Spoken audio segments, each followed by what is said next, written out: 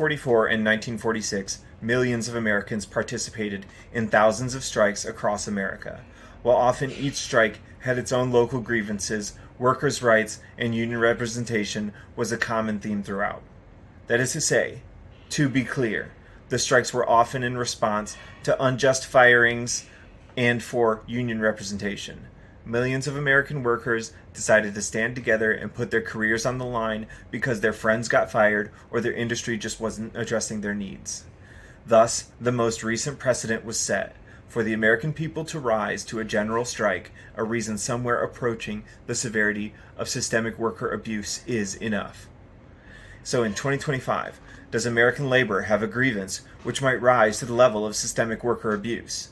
Well, in January 2017, at CIA headquarters in Langley, President Donald Trump made his first public appearance after inauguration. There, he went on a tirade of petty and self-aggrandizing lies which would prove to become a legacy of malicious lying and delusion that continues to this day. Does the issue of a president who cannot tell a truth rise to the severity of systemic worker abuse? Are the working people of America willing to tolerate a charlatan in their highest office?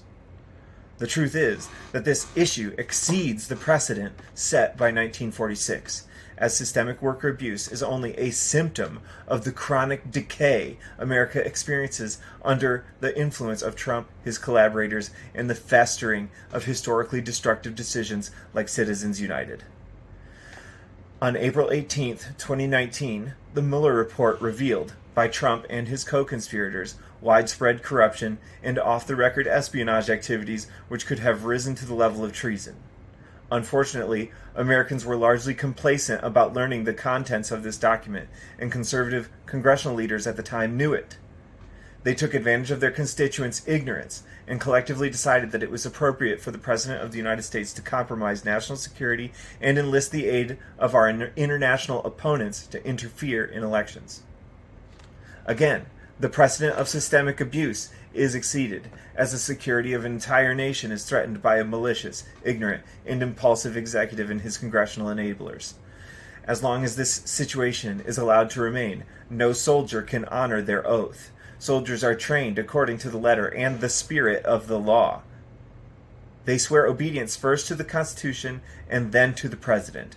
Furthermore, they swear to protect the country from enemies foreign and domestic.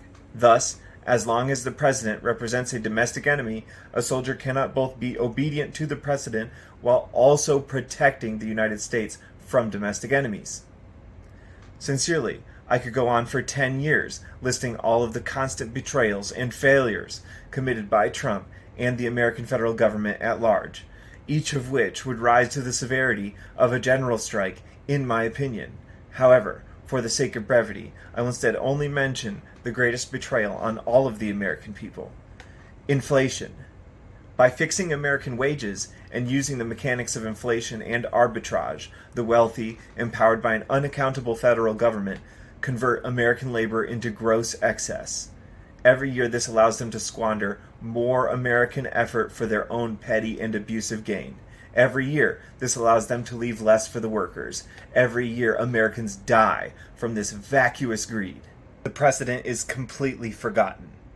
The level of chronic ignorance, ineptitude, corruption, and abuse in 2025 has exceeded this for over a decade, destroyed billions of dollars in wealth, and cost Americans millions of lives. So when is enough enough? Today.